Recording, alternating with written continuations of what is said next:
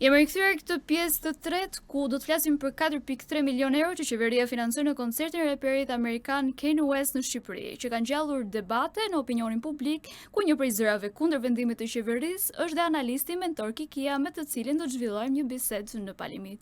Mentor, kënaqësi që të kam në lidhje direkt ditën e sotme. Përshëndetje, kënaqësi edhe për mua. Në kulm të protestave qytetare, ku një ndër shkaqet është edhe pjesa e qeverisë, vjen dhe vendimi i papritur për të sponsorizuar koncertin e Kanye West në Shqipëri. Ju keni reaguar në rrjetet tuaja sociale, po në Shqipëri çfarë duhet bëjmë në këtë rast? Unë padyshim që mbajtja një qëndrim parimor në këtë rast, duke patur parasysh faktin që me aktin normativ të qeverisë bihej ndesh edhe me moralin dhe mi gjitha me ligjin. Me moralin pasi në një vend ku me 4.3 milion euro mund të bësh 4.3 milion gjëra, për cilat vendi ka më shumë nevojë, për cilat njerëzit, shoqëria ka më shumë nevojë, por gjithsesi më shumë se sa kaq është ndeshi me ligjin në këtë rast, pasi buxheti për mbështetjen e këtij koncerti, i cili në fakt nuk ishte një mbështetje klasike, por ishte një operacion financiar i minutave të fundit, ku qeveria u fut në këtë aktivitet për të sponsorizuar blerjen e biletave, pasi procesi kishte dështuar deri në ato momente.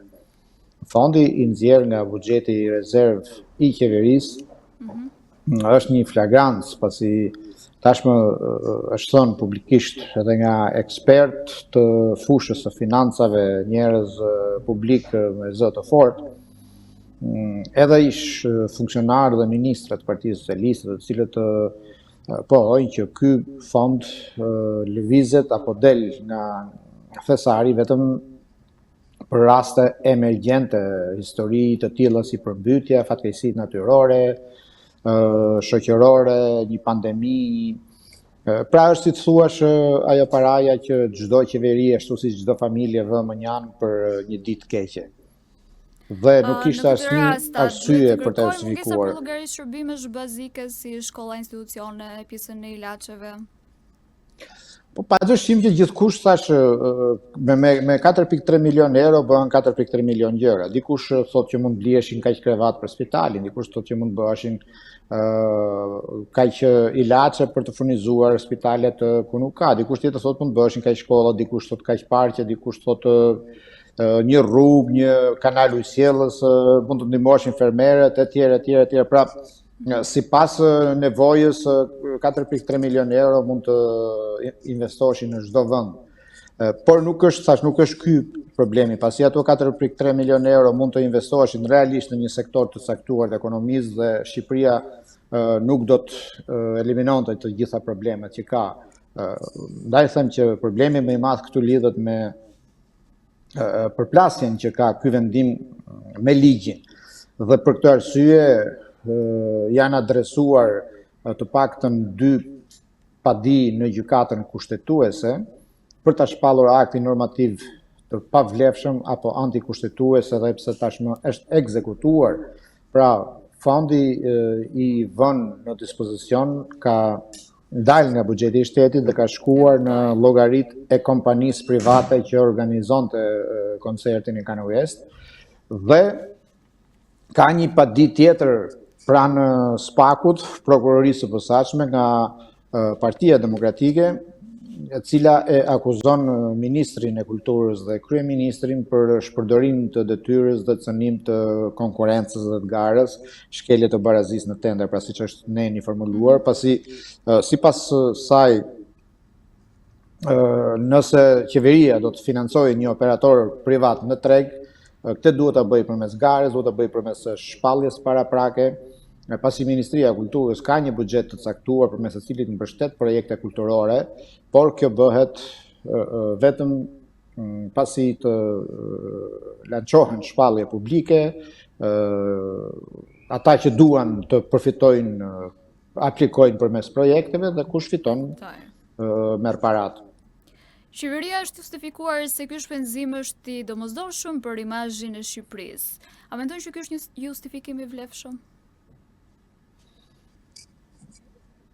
Tani qeveria padyshim që do të kërkojë çdo lloj justifikimi për të mbrojtur vendimin e saj. Është thënë të paktën janë dy alternativa që janë artikuluar edhe zyrtarisht nga qeveria, nga kryeministri apo ministri i Kulturës, që e bëm këtë veprim për të shpëtuar imazhin e Shqipërisë, sepse me që nuk u shitën biletat, koncerti do anullohej dhe me që ishin disa mijëra njerëz nga jashtë që kishin prerë biletat, ata do zhgënjeheshin që ky aktivitet i organizuar në Shqipëri nuk u ekzekutua. Dhe kjo ishte prishja e imazhit të Shqipërisë. Pastaj u tha edhe që këto para nuk janë sponsorizim, po janë investim, sepse nga ky koncert biznesi, hotelet, restorantet në Tiranë të paktën, por jo vetëm, do të prodhojnë, do të shesin shërbime dhe do të fitojnë rreth 100 milion euro, sepse kështu kishte ndodhur diku në një koncert në Stamboll apo diku në Los Angeles, edhe pse krahasimet kanë kërkuar lidhje në raport me popullsinë apo në nivelin ekonomik mes Tiranës, Los Angelesit apo Las Vegasit apo Stambollit. Shumë e qartë. Mendoni se sot kemi probleme me individ të korruptuar apo me një sistem që favorizon korrupsionin? Korrupsioni është një problem i madh. Asnjë shoqëri, asnjë qeveri, asnjë vend nuk është i imunizuar ndaj korrupsionit. Rëndësishme është se në ç'anë ndodhet shteti, në ç'anë ndodhet qeveria dhe strukturat e saj në raport me korrupsionin.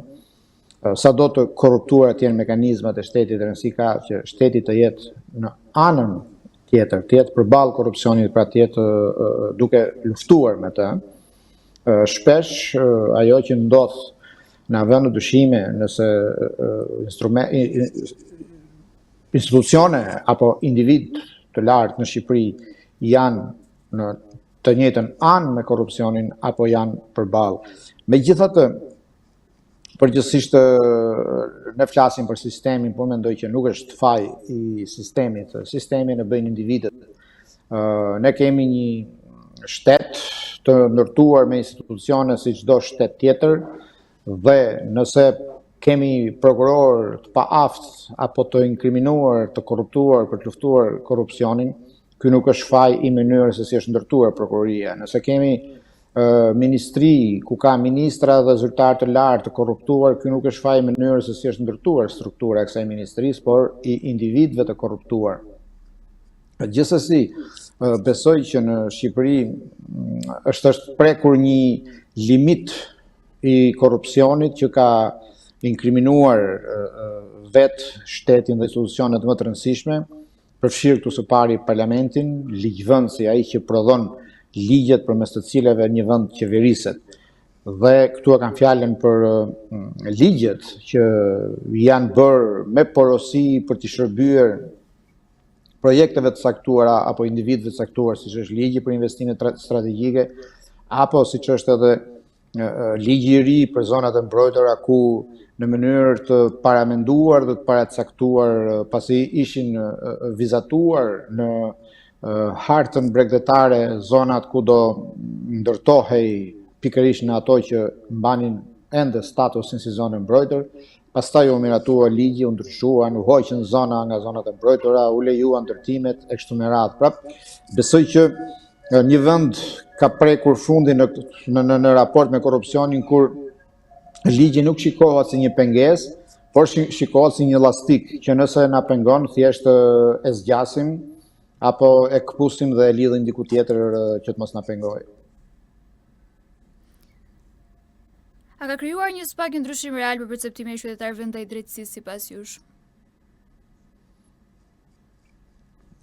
Spaku është një institucion, është një prokurori me një numër të kufizuar njerëzish dhe ne shpesh drejtojmë gishtin e fajësisë mbi SPAK-un, i cili nuk është në gjendje të arrestojë këtë, atë dhe të mbushë gjithë burgjet, të pastrojë të gjithë politikën nga të korruptuarit.